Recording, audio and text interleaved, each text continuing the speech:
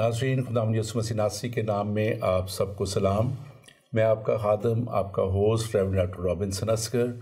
ईमान का सफ़र प्रोग्राम लेके आपके साथ आज फिर हाज़िर हूँ। मैं खुदावंद का शुक्र करता हूँ कि खुदावंद हमें ये फ़ज़ल बख्शता है कि हम उसके जलाल के लिए और उसके नाम की इज़्ज़त के लिए और उसके कलाम को दुनिया तक पहुँचाने के लिए इस ईमान के सफ़र को जारी रखे हुए हैं। और हम सब जानते हैं नाज़रीन के किसी भी सफ़र को मुकम्मल करने के लिए, मंजिल तक पहुंचने के लिए एक मंजिल का होना नहायत ही ज़रूरी है। और ज़रूर है कि हमारी कोई मंजिल हो। और मैं हमेशा ये बात कहता हूँ और आज फिर कहूँगा कि हमारी क्या मंजिल है, आपकी क्या मंजिल है,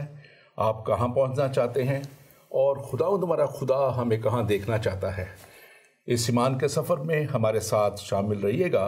और हम उस जगह तक पहुँचेंगे जहाँ खुदावंद हमारा खुदा देखना चाहता है कि हम वहाँ पे हों।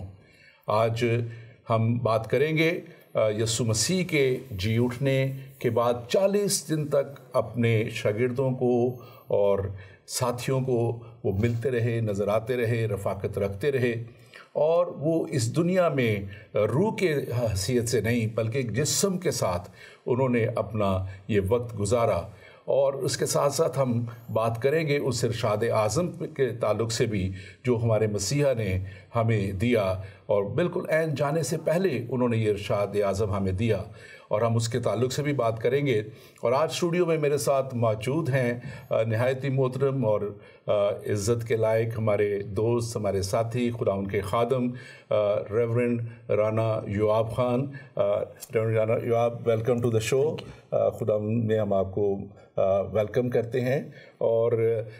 नाज़रीन, हम बताएं कि राना युआब, रेवरेंड राना युआब जो हैं ये चर्च ऑफ इंग्लैंड के साथ एक प्रीस्ट की खिदमत अंजाम दे रहे हैं और एक अरसा से इनकी बहुत मुख्तलिफ़ शोबों में मुख्तलिफ़ तरीक़ों से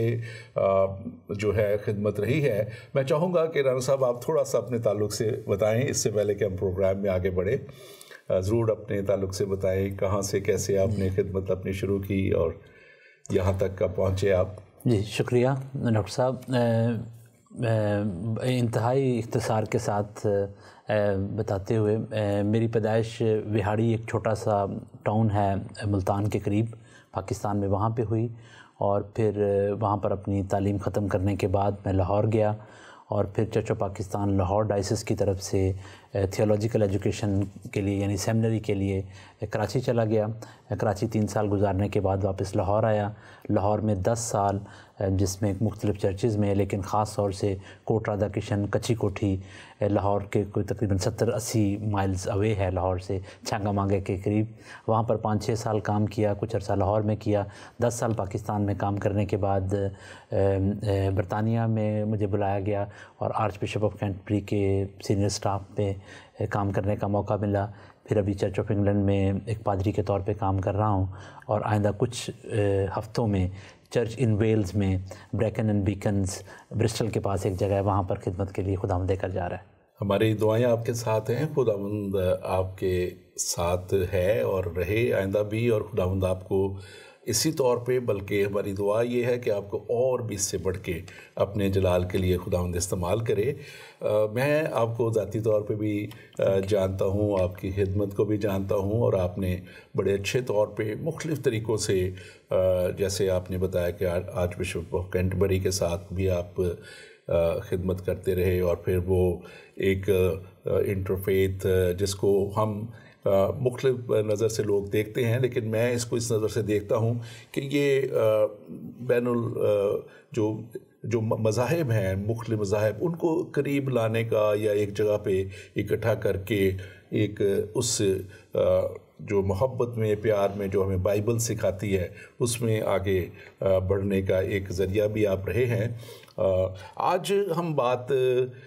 जो हमारा टॉपिक है उस पर हम करेंगे, लेकिन एक पिछली दफ़ा सवाल आया था जो हमने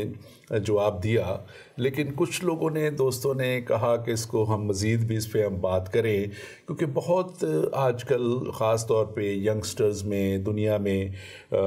ये बात रवाज पकड़ती जा रही है और यंगस्टर्स को خدا سے دوری کی طرف تو لے جایا جا رہا ہے، لیکن خدا سے کے وجود سے بھی انکار ان کو کرنے کے لیے پورے طور پہ ایسے مواد ان میں دیے جا رہے ہیں، ایسا لٹریچر دیا جا رہا ہے انٹرنیٹ پہ دوسری جگہوں پہ کہ وہ بہت سے لوگ جو ہیں وہ خدا کے وجود کو ہی تسلیم نہیں کرتے، جن کو دنیا ایتھیسٹ بھی کہتی ہے۔ ایتھیسٹ جو ہیں وہ یہ کہتے ہیں کہ کوئی خدا نہیں یا کوئی ایسی ہستی نہیں ہے جو ہے، اور جو تھیزم ہے، ایتھیزم سے تھیزم یہ کہتا ہے کہ نہیں، ایک ہستی ہے۔ تو آپ اس کے تعلق سے تھوڑا سا ضرور بتائیں مجھے، کہ اس سے پہلے کہ ہم اپنے مین سبجیکٹ پہ جائیں، کہ یہ ایتھیزم جو ہے آپ اس کو کیسے دیکھتے ہیں اور کیسے اس کو بیان کریں گے کہ یہ اس کا وجود کیوں ہے اور کیا اس کی جو ہے مین روٹس کیا ہیں اس کی جو ہے؟ جی، یہ انتہائی گہرا سوال ہے جس کا بظاہر لوگ حکمت، دانش اور عقل کے ساتھ تعلق جوڑتے ہیں کہ زیادہ پڑھے لکھے لوگ جو ہیں وہ زیادہ تعلیم یافتہ ہو جانے کے بعد اور زیادہ دانش اور حکمت کی بنیاد پر چیزوں کو تحقیق کرنے کے بعد اس نتیجے پر پہنچتے ہیں، چونکہ خدا عقل اور دانش کے بنائے ہوئے پیمانوں کے مطابق سمجھ نہیں آتا، انسانی عقل دانش کے پیمانوں کے مطابق سمجھ نہیں آتا، چونکہ وہ سمجھ نہیں آتا اس لیے وجود نہیں رکھتا۔ میرا خیال ہے کہ اس کو اگر ایک اور انداز سے دیکھا جائے، کیونکہ مسیحیت نے کبھی بھی خدا کو ایک انٹلیکٹ بینگ کے طور پر متعارف نہیں کرایا۔ خدا ایک تجربہ ہے، جس کو ہوتا ہے اس کو ہوتا ہے، جس کو نہیں ہوتا اس کو نہیں ہوتا۔ اور اگر شروع سے آپ دیکھیں بائبل مقدس نے جو ایمان کے سفر کی تاریخ اور اس کی کہانی بیان کی ہے، ابراہیم اور اس سے پہلے بھی حابل سے لے کر اور اس سے پیچھے بھی آدم اور حوا کا خدا کے ساتھ تعلق، خدا ایک انسان کے ساتھ انفرادی اور کمیونٹیز کے ساتھ ایک اجتماعی تعلق کا نام ہے۔ اگر وہ تعلق ہے تو خدا آپ کے لیے ہے، اگر وہ تعلق نہیں ہے تو آپ خدا پر ایمان رکھیں یا نہ رکھیں وہ کوئی معنی نہیں رکھتا۔ تو بہت سے لوگ اس زمانے میں جو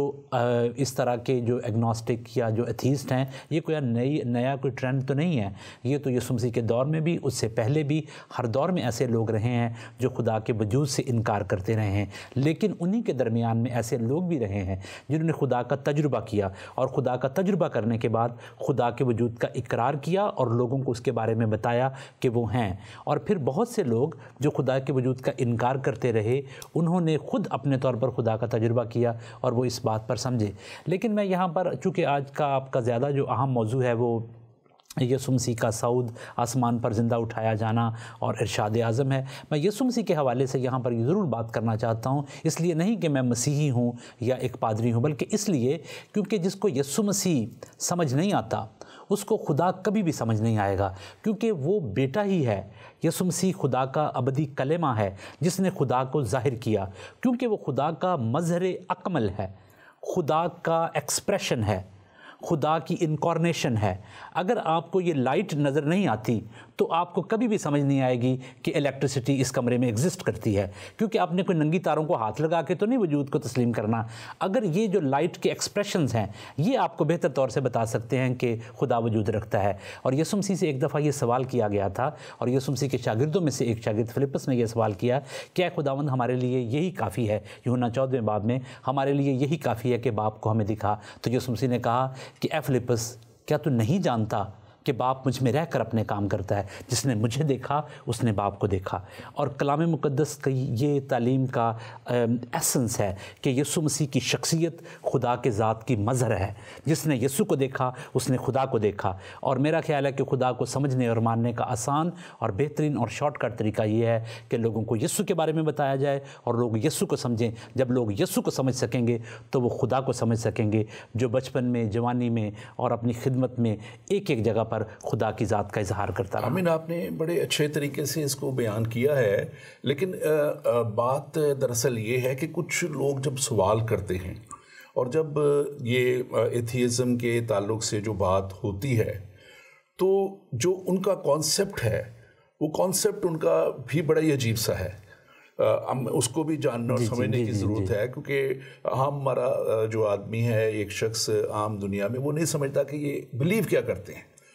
تو ان کا ایک کائنات کا تصور جو ہے کل عالموں کا وجود میں آنے کا جو تصور ہے، وہ کہتے ہیں کہ یہ ایک ایسے ہی جو ہے ان انٹینشنلی ایک حادثہ ہو گیا اور حادثاتی طور پہ دنیا وجود میں آ گئی، اور یہ اس کا کوئی بنانے والا نہیں، کوئی کچھ نہیں. وہ مادہ کی بات کرتے ہیں کہ مادہ میٹر جو ہے جس کو کہا جاتا ہے، اور وہ ایکسپلوڈ ہوا اور یہ اس طرح کے. آپ اس کے تعلق سے بھی تھوڑا سا بیان کریں ضرور. دیکھیں، یہ جو چیز ہے کہ کائنات اپنے طور سے وجود میں آ گئی، یہ بات عقل کی بنیادوں پر پوری نہیں اترتی. جو لوگ عقل کی بنیاد پر خدا کے وجود کا انکار کرتے ہیں اور پھر بگ بینگ تھیوری اور ایسی تھیوریوں پر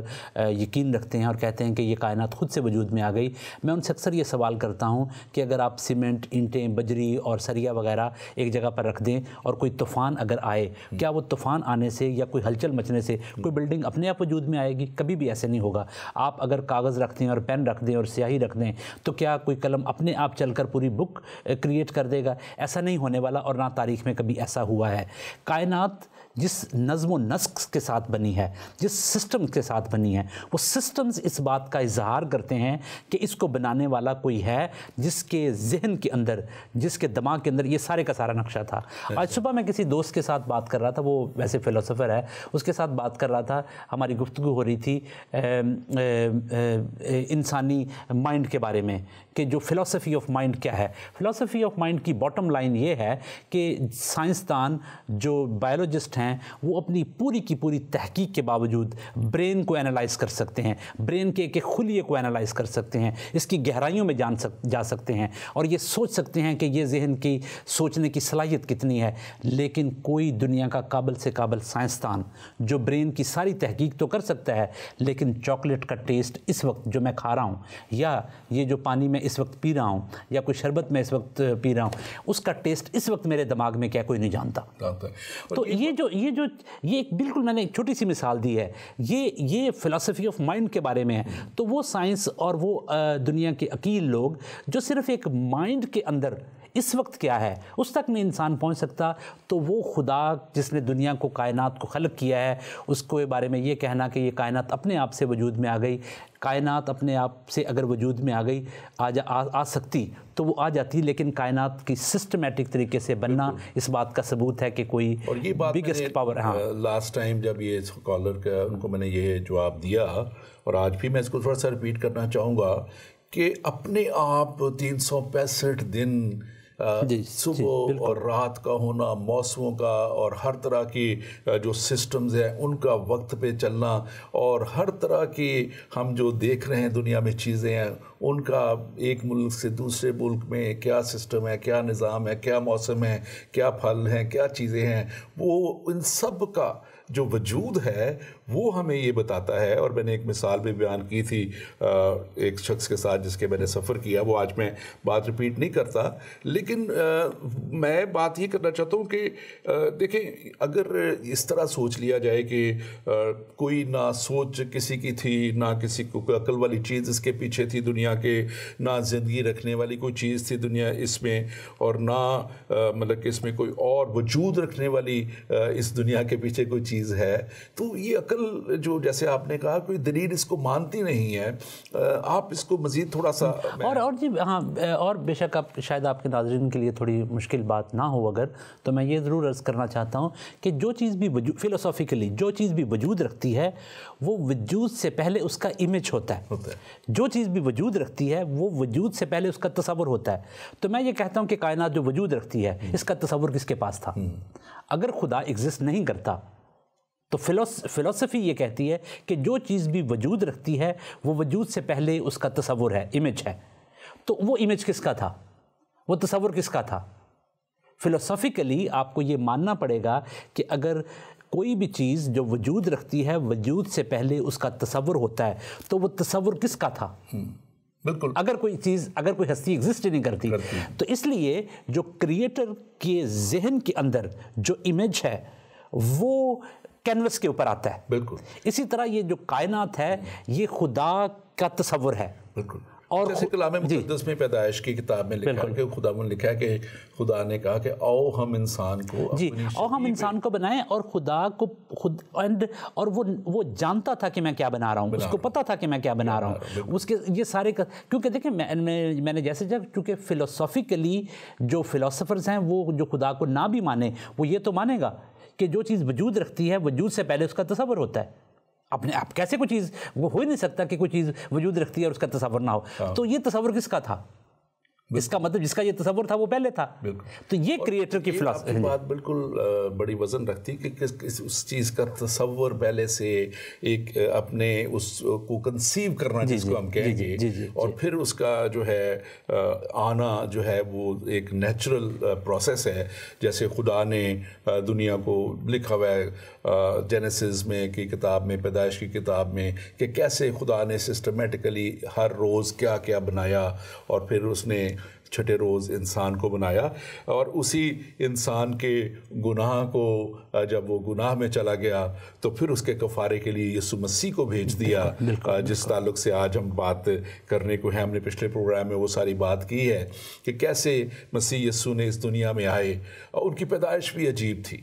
ان کی زندگی بھی عجیب تھی، ان کی زندگی معجزات سے بھری ہوئی تھی، اور ان کی زندگی اس قدرت سے بھری ہوئی تھی جو خداوند خدا کے پاس ہے، اور مردوں کو زندہ کرنا اور ہر طرح کے بیماریوں سے شفا دینا. اور پھر جو ان کا مین مقصد تھا، جیسے ہم نے پچھلے پروگرام میں بتایا کہ ان کا مین مقصد یہ معجزات دکھانا نہیں تھا، بھوکوں کو کھانا کھلانا یا لنگڑوں کو ٹانگیں دینا نہیں تھا. وہ تو بنی نوع انسان کے کفارے کے لیے آئے، اور یہ ہم نے پہلے بیان کر چکے ہیں، میں اس کی تفصیل میں نہیں جاؤں گا. لیکن ہم اس بات کو جانتے ہیں کہ وہ اس کفارہ کو دینے کے لیے جو گناہ باغ عدن میں خدا کی موجودگی میں ہوا، مسیح یسوع کے کلام میں لکھا ہے کہ ایک بے عیب برہ ہمارے لیے تیار کیا گیا. اور جب انہوں نے اپنے آپ کو موت اور قبر پہ حوالے کیا، قربانی دی، اور پھر صلیب پہ اور پھر موت اور قبر پہ فتح پائی، تو فتح مند زندگی ان کی جو تھی، موت اور قبر پہ فتح پانے سے کے بعد جب وہ زندہ ہوئے تو کلام مقدس ہمیں بتاتا ہے کہ وہ 40 دن تک جو ہے وہ زمین پہ رہے، جس میں ان کی روحانی وہ روح کے نہیں تھے، وہ جسم رکھتے تھے. آپ اس کے تعلق سے تھوڑا سا بیان کریں، پھر ہم اس کو تھوڑا سا مزید آگے اس پہ بات کریں گے. جو ان کا جی اٹھنا اور پھر اس 40 دنوں میں ان کا جو ہے زمین پہ رہنا جو ہے، اس کے تعلق سے آپ کیا بیان کریں گے ان کی اسینشن کے جو وقت ہے؟ دیکھیں، یسوع مسیح کا مردوں میں سے زندہ ہونا خدا کی قدرت کا سب سے بڑا ثبوت ہے، اور یہ بذات خود ایک معجزہ عظیم ہے. خدا نے اپنی قدرت کے ساتھ یسوع مسیح کو مردوں میں سے زندہ کیا. اس بات کا ثبوت ہے کہ کوئی قیامت ہے، مردے زندہ ہوں گے. کیسے؟ جیسے وہ ہوئے. اور وہ مردوں میں سے زندہ ہونے کی وجہ سے، ایک تو مردوں میں سے زندہ ہونے والوں میں پہلوٹے ہیں،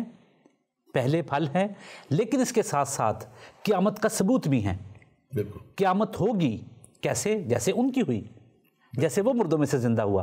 اور یسوع مسیح مردوں میں سے زندہ ہونے کی وجہ سے موت کی شکست کا ثبوت ہیں کہ انہوں نے مردوں میں سے زندہ ہو کر ایک قیامت کا ثبوت پیش کیا. لوگ ہم اپنے عقیدے میں کہتے ہیں ہم ایمان رکھتے ہیں مردوں کی قیامت پر، تو ثبوت کیا ہے؟ ثبوت یسوع مسیح کی خود اپنی قیامت ہے کہ جیسے وہ مردوں میں سے زندہ ہوئے ہیں ویسے ہم مردوں میں سے زندہ ہوئے ہیں. اور وہ دنیا جو موت کی خوف کی وجہ سے نا امیدی میں دھسی ہوئی تھی اور دھسی ہوئی ہے، اس کے پاس امید ایک ہی ہے، جیسے وہ مردوں میں سے زندہ ہوئے ہیں ویسے ہم مردوں میں سے زندہ ہوں گے. اور یہ مسیحی ایمان ہی ہے جو ہمیں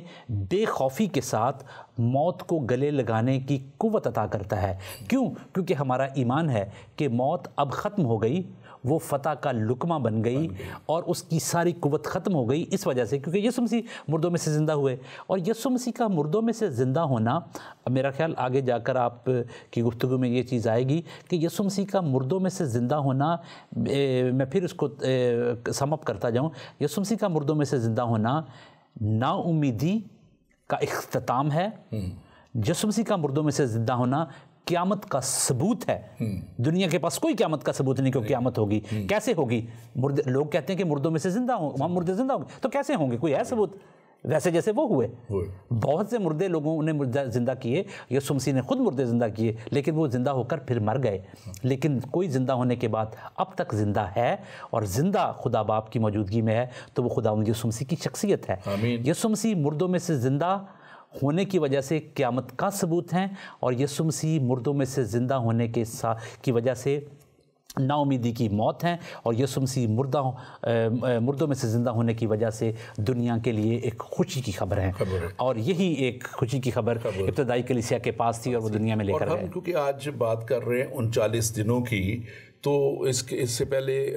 جو جیسے ہی ان کا آسمان پر اٹھایا جانا ہے، اور اس میں لکھا ہوا ہے کہ کلام مقدس میں اگر ہم اعمال کی کتاب دیکھیں، رسولوں کے اعمال، جس کو 5th گاسپل بھی کہا جاتا ہے، کیونکہ یہ ایک بالکل کنٹینویشن نظر آتی ہے، اور اس میں لکھا ہے پہلے باب کی 3 آیت میں، اس نے دکھ سہنے کے بعد بہت سے ثبوتوں سے اپنے آپ کو ان پر زندہ ظاہر بھی کیا، چنانچہ وہ 40 دن تک انہیں نظر آتا اور خدا کی بادشاہی کی باتیں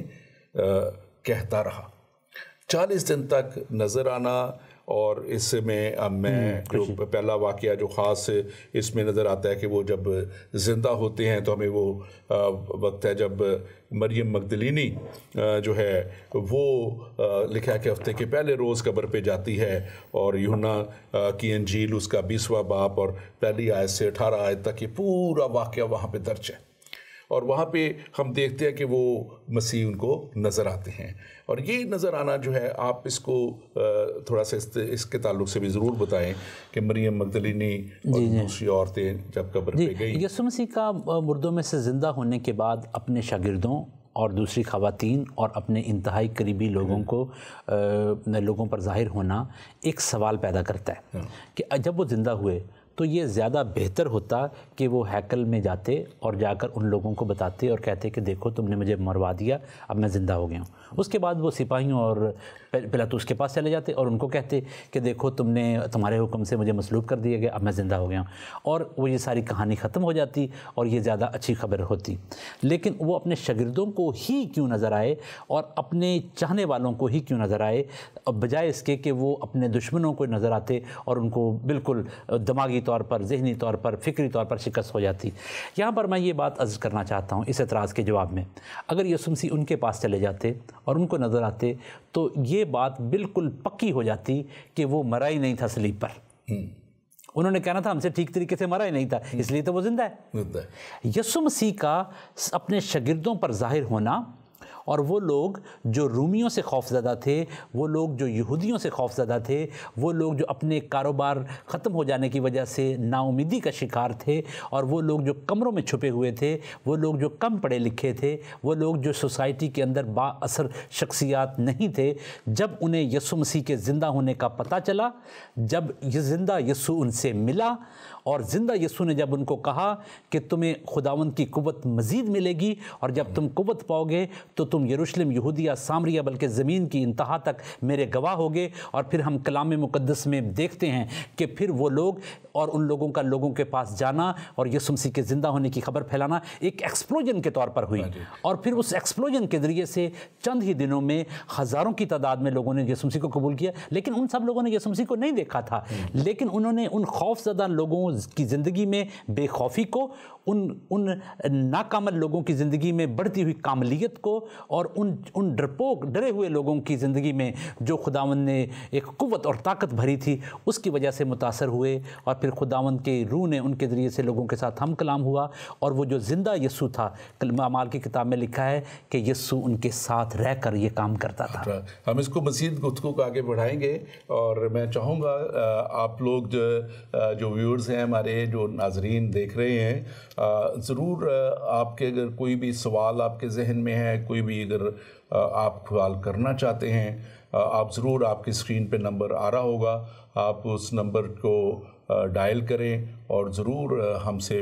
یا مجھ سے رانا صاحب سے یا ہم سے دونوں سے جیسے بھی کوئی سوال آپ کے ذہن میں آتا ہے ضرور آپ کریں. اور میں آپ کو اس بات کے لیے بھی انکریج کروں گا کہ ہمارا فیس بک پیج جو ہے ایمان کا سفر, آپ اس کو لائک بھی کریں اور پھر آپ تک مزید اس پروگرام کی جو ہماری اطلاعات ہیں اور دوسری ہیں اور باتیں ہیں وہ آپ تک پہنچتی رہا کریں گی. اور اس کے ساتھ ساتھ آپ اگر کوئی بھی آپ سوال بعد میں ذہن میں آتا ہے, جو لوگ بعد میں دیکھیں گے اس پروگرام کو, اور وہ اگر تو آپ ہمارے پیج پہ اپنا سوال چھوڑ سکتے ہیں اور ہم اس کا بھی جواب آپ کو ضرور دیں گے. آپ ضرور کال کریں, we like to encourage you. اور میں سب ربرانہ جب آپ یہ بات کر رہے تھے تو یہ بات کہ کیسے مسیح کا جو ہے جو زندہ ہونا اور کیسے وہ اپنے شاگردوں کو نظر آتے رہے اور کیوں وہ جو ہیں وہ ارباب اختیار کی طرف نہیں گئے, ایک بہت بڑی اس میں جو ایک اور پہلو اس کا ہے وہ جو میں سمجھتا ہوں کہ وہ یہ بھی تھا کہ آپ کو پتہ ہے کہ سردار کاہنوں نے, فقیوں نے, فریسیوں نے یہ ایک گٹھ جوڑ کیا تھا اور ان کے خلاف ان کو جب کہ جو پلاطوس تھا, جو حاکم تھا, رومی حکومت کی طرف سے انچارج تھا, وہ اس کو سلیب نہیں دینا چاہتا تھا, وہ اس کو مارنا نہیں چاہتا تھا. لیکن ان مذہبی ٹھیکیداروں نے جو اس وقت کے تھے انہوں نے اس کے, کیونکہ جیسے آپ نے بھی ایک بات کی کہ ان کے کاروبار ختم ہو گئے, تو یسوع مسیح نے جو ہے اپنی خدمت میں شروع میں ہیکل کو لکھا ہے کہ جو کاروباری وہاں لوگ کرتے تھے, منی چینجر تھے اور دوسرے کاروبار بہت ہوتا تھا کیونکہ بہت دنیا دور کے علاقوں سے وہاں آتی تھی اور وہاں پہ آتی تھی, تو ان کو انہوں نے اس کو جو ہے وہ کیا, صاف کیا, ہیکل کو صاف کیا. وہاں لکھا ہے کہ انہوں نے کہا کہ لکھا ہے کہ میرا گھر یعنی دعا کا گھر جو ہے دعا کا گھر کہلائے گا, تم نے اسے ڈاکوؤں کی کھو بنا دیا ہے. اور پھر انہوں نے صلیب پہ جانے سے پہلے جب وہ یروشلم کا سفر کر کے آتے ہیں تو پھر لکھا ہے کہ انہوں نے ہیکل کو پھر سے پاک صاف کیا ایسے سب لوگوں سے جنہوں نے اس کو اپنے کاروبار کی جگہ بنایا ہوا تھا. بہت سا کاروبار اس ہیکل میں ہوتا تھا اور یہی وہ لوگ تھے سردار کاہنوں کے ساتھ مل کے جنہوں نے یہ بھی پھیلا دیا تھا بہت زیادہ کہ اس کو بات کو عام کیا کہ وہ زندہ نہیں ہوا. اور یہاں تک بھی انہوں نے لکھا ہے کہ پیسے دے کے, رشوت دے کے لوگوں کہا کہ اس کے جو شاگرد تھے وہ اس کو قبر سے جو ہے وہ چرا کے لے گئے. تو آپ اس کے تعلق سے کیا بتائیں گے, کیا بیان کریں گے؟ دیکھیں, یہ جو یسوع مسیح کے مخالفین تھے اور جو یسوع مسیح کے مخالفین ہیں انہیں سب سے بڑا خوف یہی رہا ہے اور یہی ہے کہ وہ مردوں میں سے زندہ ہوا ہے. یہ ایک ایسی خوفناک خبر ہے ان کے لیے جسے نہ وہ سننا چاہتے ہیں, جسے نہ وہ پھیلتا ہوا دیکھنا چاہتے ہیں. یسوع مسیح مردوں میں سے زندہ ہوا, یہ خوفناک خبر ہے. وہ پیدا ہوا, اس نے معجزے کیے, اس کے لوگ کہتے ہیں جی ہم اس کو مانتے ہیں. وہ یہ دس نائس آئیڈیا کہ ہی واز بورن ایز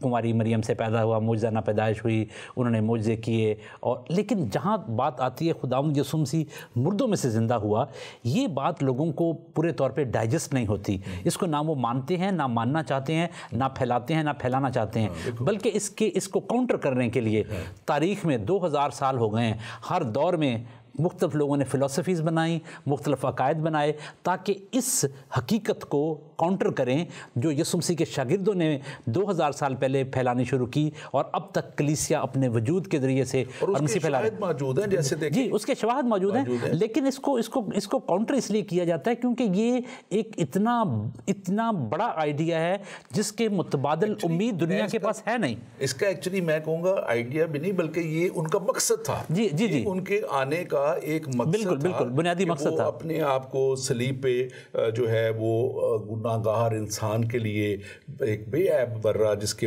خون میں کسی بھی گناہ کی آمیزش نہ تھی, کوئی گناہ نہ تھا, وہ جو ہے ان کے سارے گناہوں کو دھو دے اور پھر موت اور قبر پہ فتح پا لینے سے وہ ہمیں بھی انہوں نے ایک فتح مند زندگی دی. بالکل اور اس سے بڑھ کر کیونکہ یسوع مسیح کے شاگرد عام انسان تھے, عام لوگ تھے, غریب تھے, اور پھر انہیں جب خداوند یسوع مسیح نے اپنے زندہ ہونے کے بعد اپنا اظہار دیا، امید دی، طاقت دی، اور وہ لوگ دنیا میں ادھر ادھر گئے، جہاں جہاں ان کو موقع ملا انہوں نے کلام پھیلایا لوگوں پر. اور اس وقت کے جو رومن ورلڈ تھا اس کے اوپر جو چیز نے سب سے زیادہ اثر کیا وہ یہی تھا کہ یہ ایک ایسی بات کر رہے ہیں جس کو عقل تسلیم نہیں کرتی،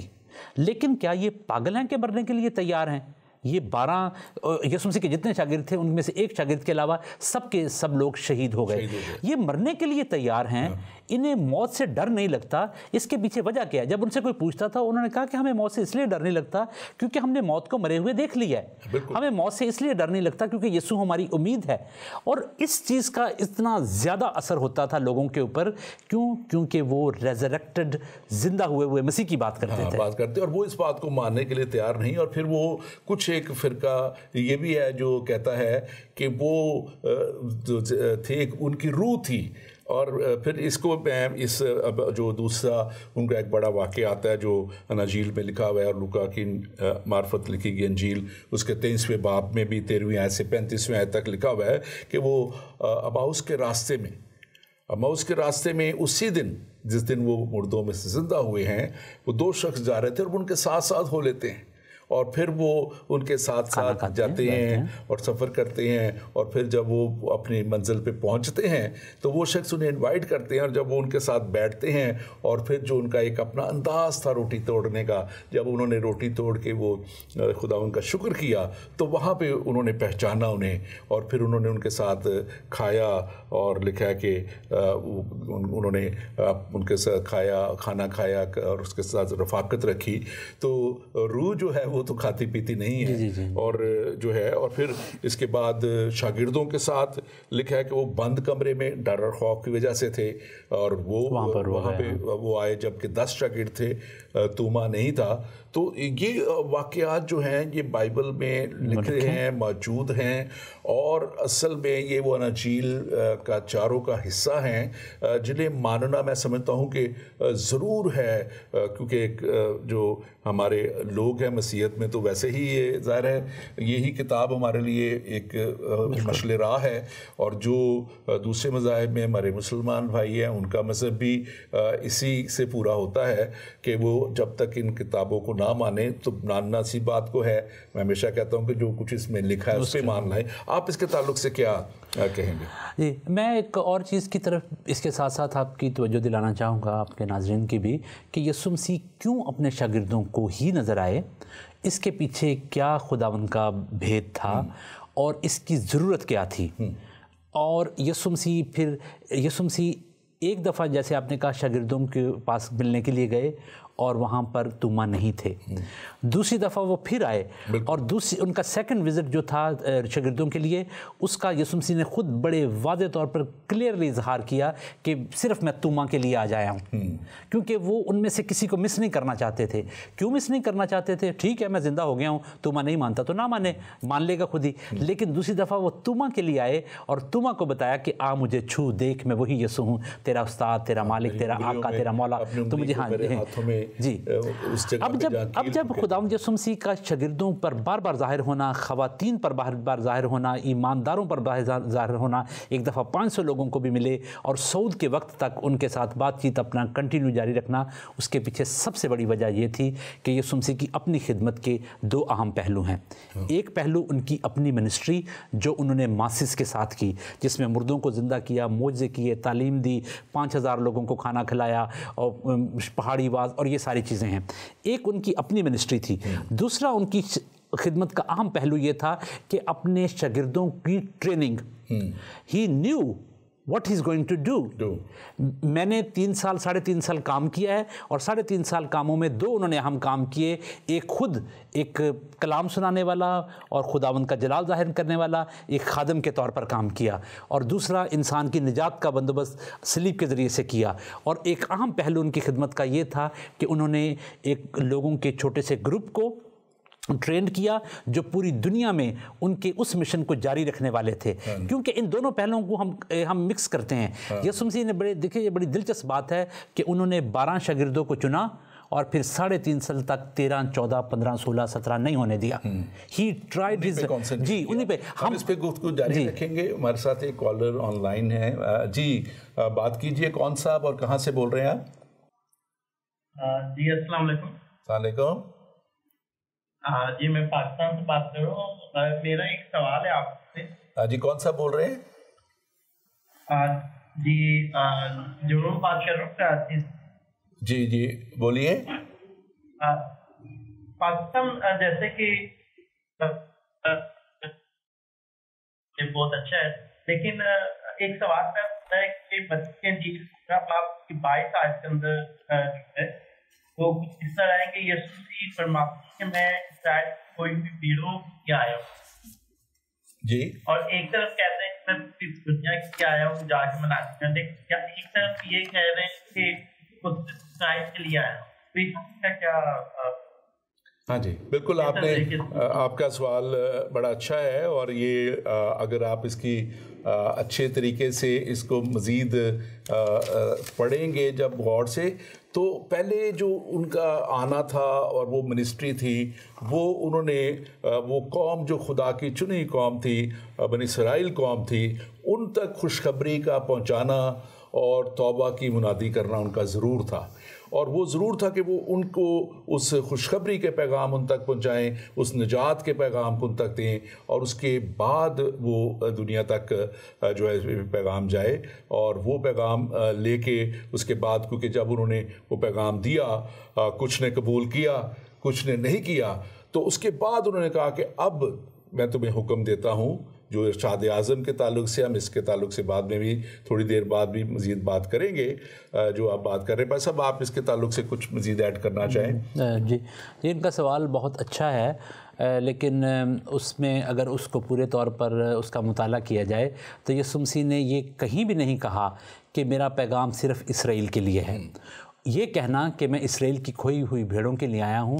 اس کا قطعاً اس بات پہ اطلاق نہیں ہوتا کہ جو غیر اسرائیلی ہیں یا جو مختلف ہیں, میرا ان کے ساتھ کوئی رابطہ نہیں. اگر آپ یسوع مسیح کی خدمت کو دیکھیں تو یسوع مسیح نے سامریوں کو, یسوع مسیح نے اور غیر اقوام کے لوگوں کے لیے جو پیغامات دیے, اور خاص طور سے سامری لوگوں کے ساتھ ان کا اپنا ذاتی خدمت کا انٹریکشن, اور ان کو خدا کے گھرانے میں لانے کے لیے ایک دروازہ کھولنا, اور پھر یسوع مسیح کے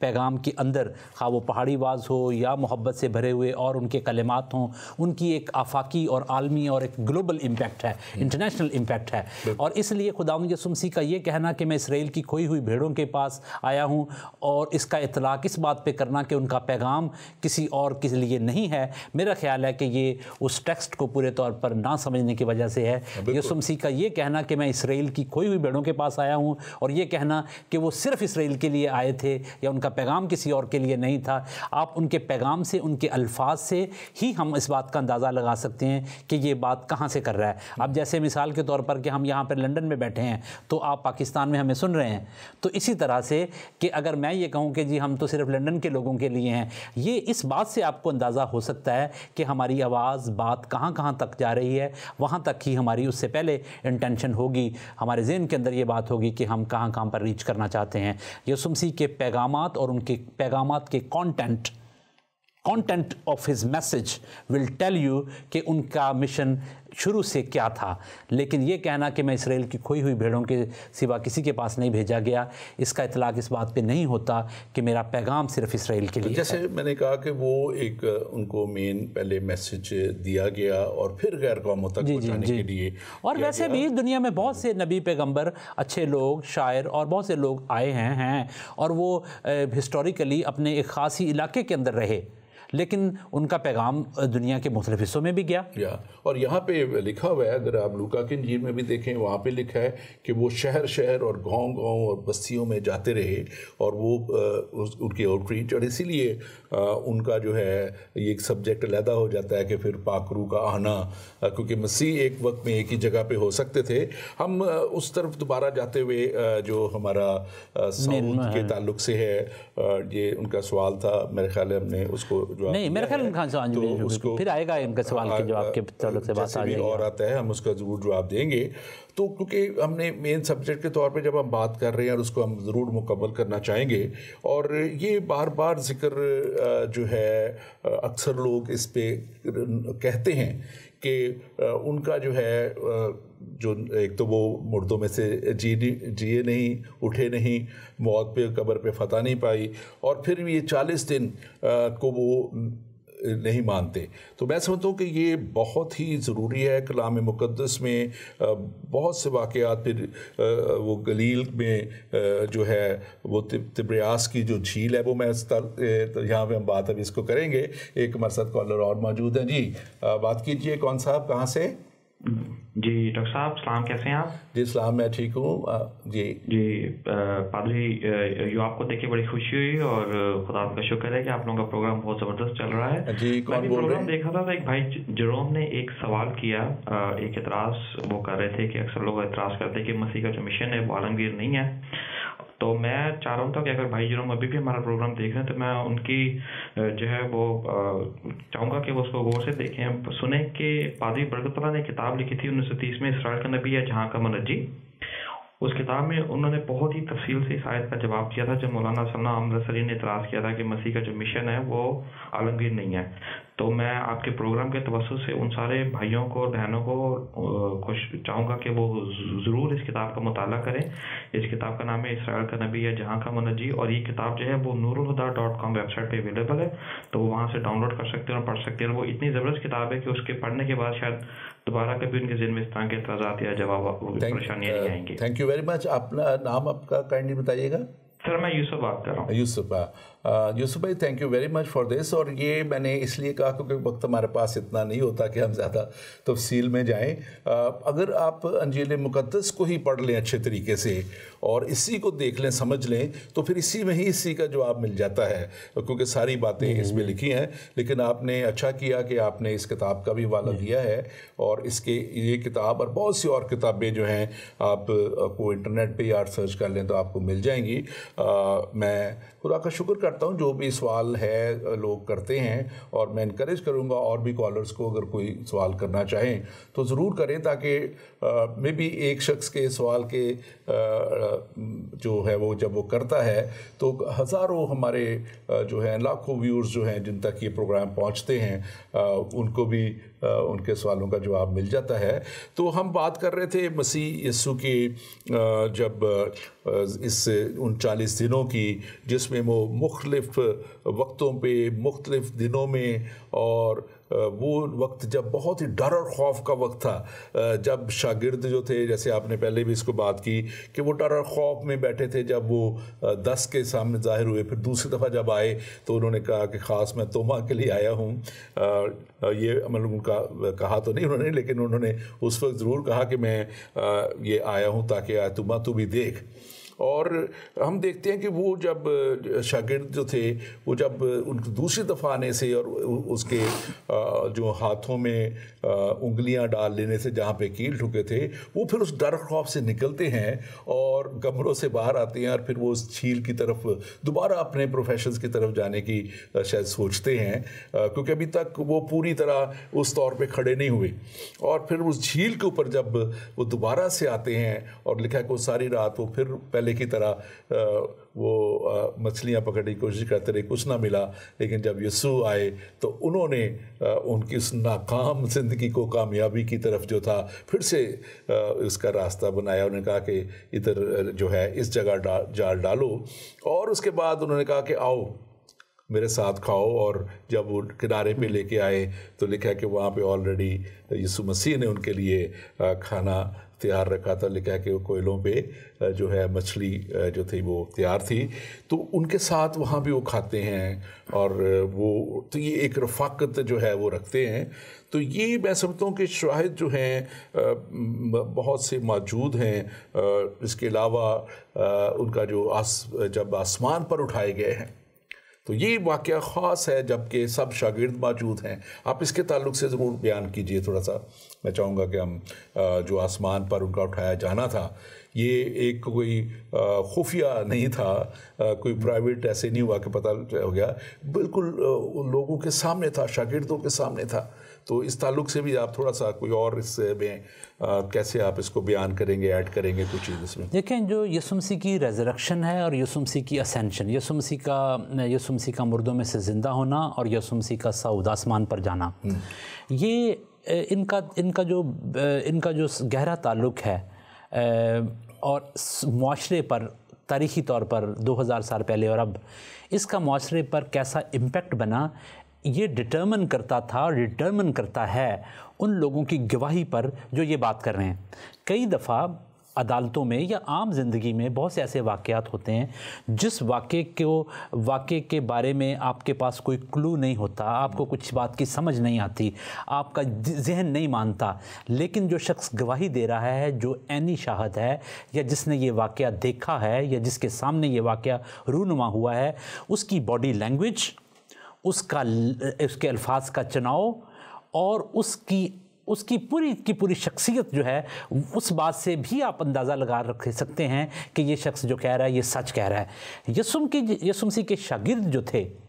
जिन्होंने ये देखा और देखने के बाद यीशु मसीह को मिले और मिलने के बाद सऊद तक कई दफ़ा यीशु मसीह के साथ उनकी मुलाकात हुई और उन्होंने अपनी आंखों से आसमान की तरफ यीशु मसीह को जाते हुए देखा, उनकी जो शख्सियत के अंदर जो ईमान की पुख्तगी और इन तमाम वाक़यात का उनकी शख्सियत के ऊपर असर था, और फिर जब उन्होंने इस बात की गवाही दी अपने कलाम की सूरत में, अपने अल्फाज की सूरत में, अपनी लोगों के साथ मिलने जुलने की सूरत में, उसकी वजह से यकीन हुआ है। और बाकी इसको अगर इंटेलेक्चुअली लोग ढूंढने की कोशिश करेंगे तो शायद वो इसका जवाब मिल पाए या ना मिल पाए। आज भी जब एक सच्चा मसीही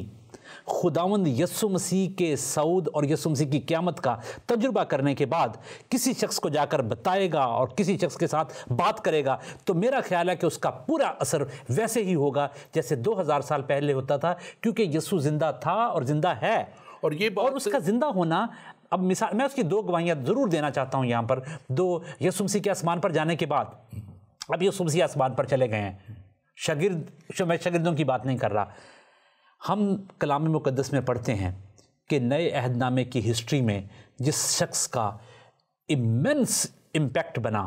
ह्यूज इम्पैक्ट जिस शख्स ने किया, वो मुक़द्दस पालूस हैं, क्योंकि ज़िंदा यीशु ने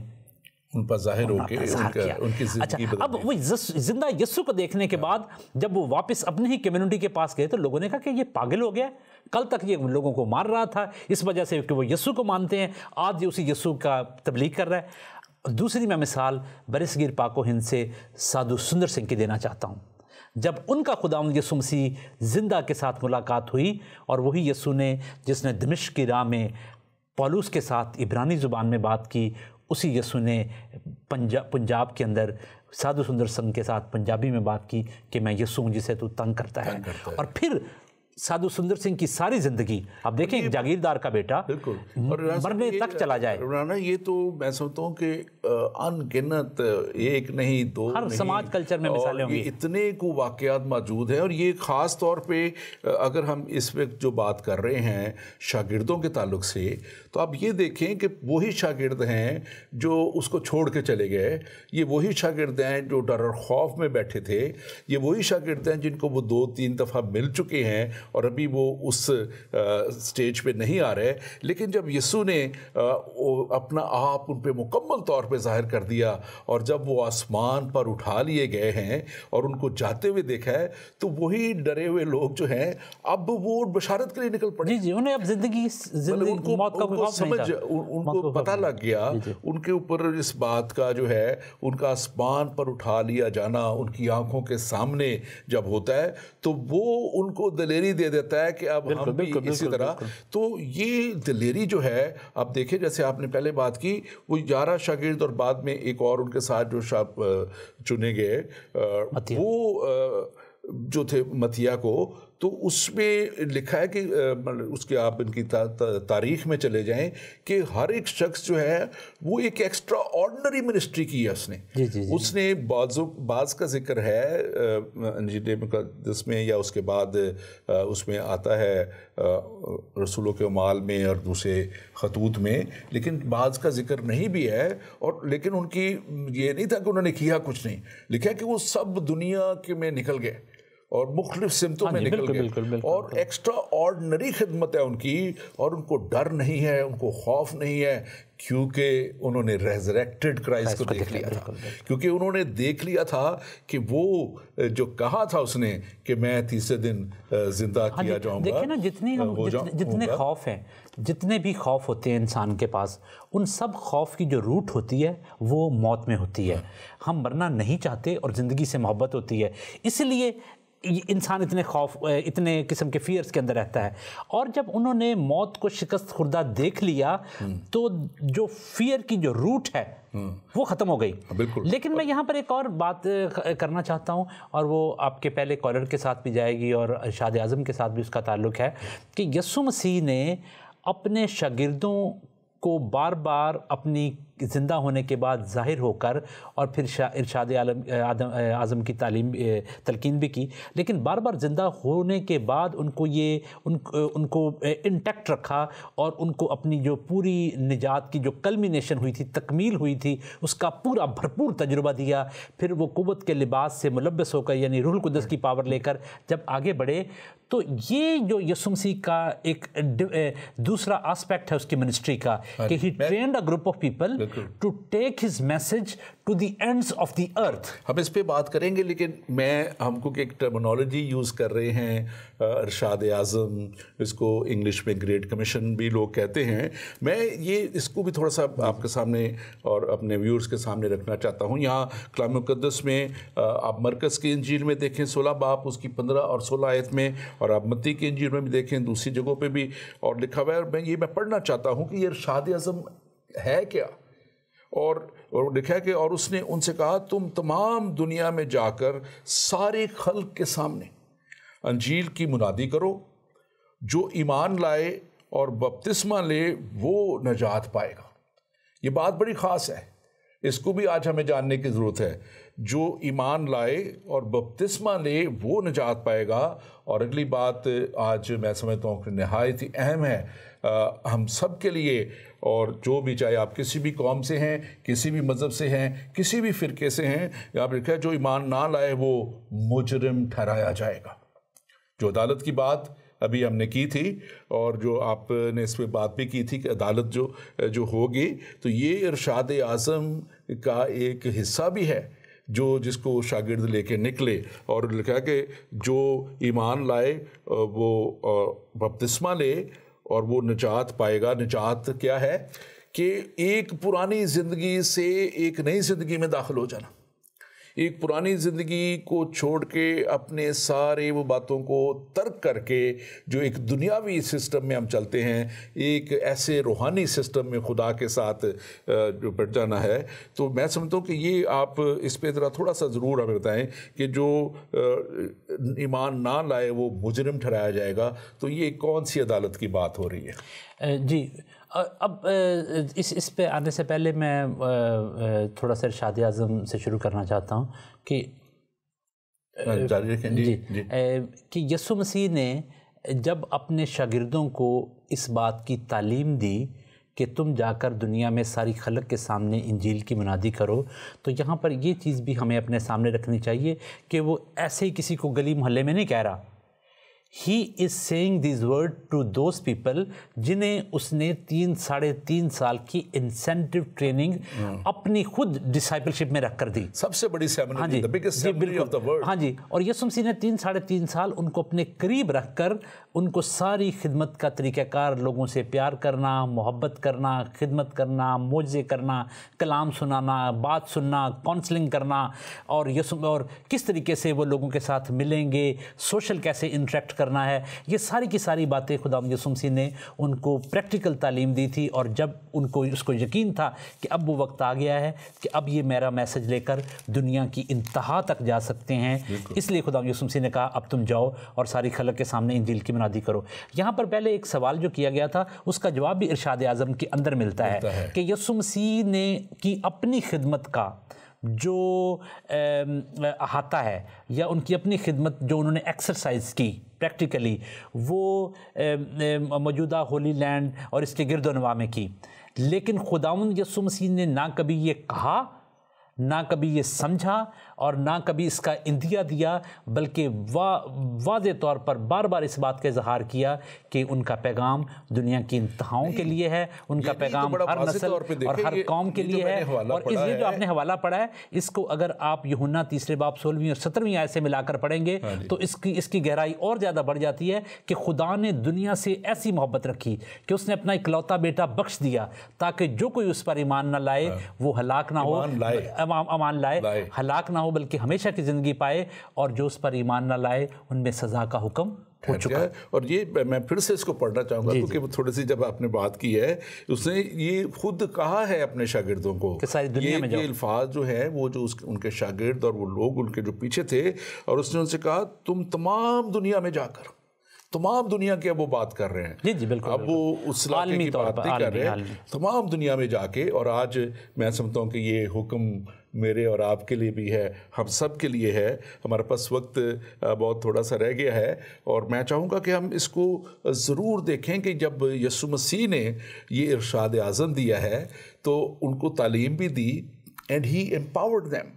اس نے ان کو اختیار بھی دیا. اس نے کہا کہ میں اپنا اختیار تمہیں دیے جاتا ہوں, جاؤ سانپوں اور بچھوں کو کچلو, بالکل, اور ان کی ساری قدرت پہ غالب آؤ,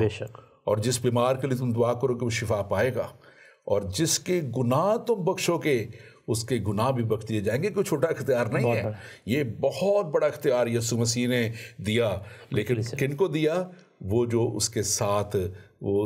چلے اور جن کو اس نے تیار کیا, اور پھر جنہوں نے اپنی جانوں کی پرواہ نہیں کی. میں چاہوں گا کہ ہمارے پاس آخری چند لمحے ہیں, آپ کوئی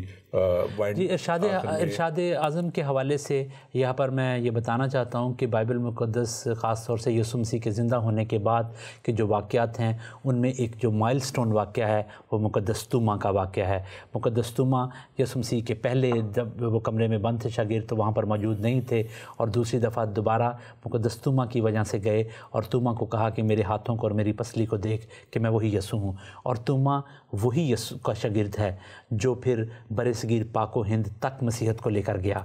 وہی یسوع مسیح کا شاگرد ہے جس نے خداوند یسوع مسیح کے ارشاد اعظم کو اپنی گہرائی کے ساتھ دل میں لے جا کر ایلین لوگوں کے پاس, جن کے ساتھ مذہب اور زبان اور سماج اور کلچر کا ان کا کوئی تعلق نہیں تھا, اور مقدس توما نے بھرپور طریقے سے یہ بات سمجھی کہ میرے یسوع کا پیغام پوری دنیا کے لیے ہے, یسوع کا پیغام ساری انسانیت کے لیے ہے. ان کا تعلق کسی مذہب, کسی علاقے, کسی رسم کے ساتھ نہ ہو, لیکن جو کوئی یسوع پر ایمان لائے گا وہ ہمیشہ کی زندگی پائے گا. اس لیے ہمیشہ کی زندگی متعارف کروانے کے لیے یسوع مسیح کے تمام شاگرد دنیا کے مختلف حصوں میں چلے گئے. کوئی مصر میں چلا گیا, کوئی روم میں آ گیا, اور مقدس توما برصغیر پاک و ہند میں گئے. اور تاریخی طور پر اس کے بھی آثار ملتے ہیں اور اس کے بھی نشانات ملتے ہیں کہ وہ ٹیکسلا پاکستان میں بھی رہے, اور پھر وہ ساؤتھ انڈیا میں جا کر ان کی شہادت ہوئی. Thank you very much reverend Rana, ہمارے پاس وقت اب ختم ہو رہا ہے. یہ بہت شکریہ, بڑی مہربانی, ہم شکر گزار ہیں. اور ناظرین, ہم اس ایمان کے سفر میں آپ دیکھ رہے ہیں کہ کیسے خدا اپنے لوگوں کو استعمال کرتا ہے, کیسے اس نے اپنے شاگردوں کو یسوع مسیح نے تیار کیا, اور کیسے وہ شاگرد پوری دنیا میں پھیل گئے, اور کیسے انہوں نے جا کے انجیل کی منادی بغیر کسی ڈر کے, بغیر کسی خوف کے کی, اور انہوں نے اپنی جانوں کی پرواہ نہیں کی, اور انہوں نے اپنا آپ قربان کر دیا. یہ صرف اس لیے تھا کہ انہوں نے مسیح کی زندگی کو بھی دیکھا, انہوں نے وہ 3.5 سال اس کے ساتھ رہ کے اس کی ساری خدمت کو دیکھا, اس کی پاکیزہ زندگی کو بھی دیکھا, اور اس کی موت کو بھی دیکھا, اور پھر اس کی موت اور قبر پہ فتح کو بھی دیکھا، اور پھر انہیں شاگردوں نے جب یسوع نے اپنا آپ 40 دن تک ان کے ساتھ جو ہے وہ رہ کے اپنا آپ ان پہ ظاہر کرتا رہا، تو انہوں نے وہ بھی دیکھ لیا کہ یہ واقعہ ہی وہ خدا کا برہ ہے جو انسان کے لیے، دنیا کے لیے خدا نے بھیجا، اور اسی انسان خدا کے برے نے ان کو ایسا دلیری کا روح دے دیا کہ وہ پوری دنیا میں چلے گئے۔ اور کلام مقدس میں یہ بڑی اچھی آیت ہے، اس کو ہم اگلی دفعہ اس پہ ضرور دیکھیں گے۔ وہاں پہ لکھا ہے کہ جب وہ آسمان پر اٹھا جا رہے تھے تو شاگردوں کے پاس 2 فرشتے آ گئے، اور وہ 2 فرشتے انہیں آ کے کہتے ہیں کہ جیسے تم ابن آدم کو، مسیحا کو جاتے دیکھ رہے ہو، ویسے ہی تم انہیں آتے بھی دیکھو گے جب وہ دوبارہ آئیں گے۔ ہم اگلے پروگرام میں ان کی دوبارہ آمد کے تعلق سے، ریپچر کے تعلق سے بات کریں گے۔ میں یہاں صرف یہ کہوں گا کہ اس کا مصلوبیت جو ہے وہ کہانی کا ختم نہیں ہے، بلکہ کہانی یہاں سے شروع ہوتی ہے۔ ہمارے ساتھ رہی گا ایمان کے سفر میں۔ خدا آپ کو برکت دے۔